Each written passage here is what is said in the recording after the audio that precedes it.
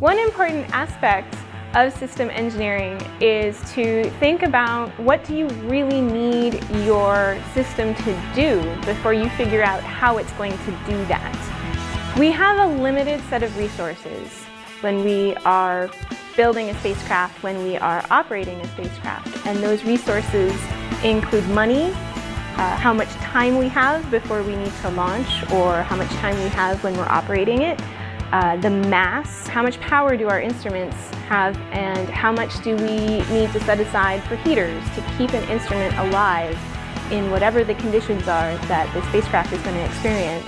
We have to consider where we're sending our spacecraft. If you're sending your spacecraft to Mars, and you're going to be on the surface of Mars, you have to think about what kinds of terrain is it going to drive over, what is the temperature it's going to experience, what's the radiation environment it's going to experience.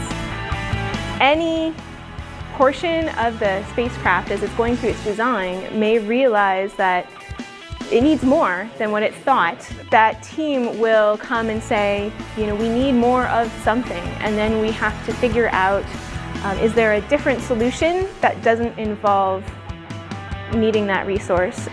We have to do a trade-off of what do we lose if we don't make that change? What do we gain if we do make that change? And that is a big discussion. It can be a low-level conversation between a subsystem of the spacecraft.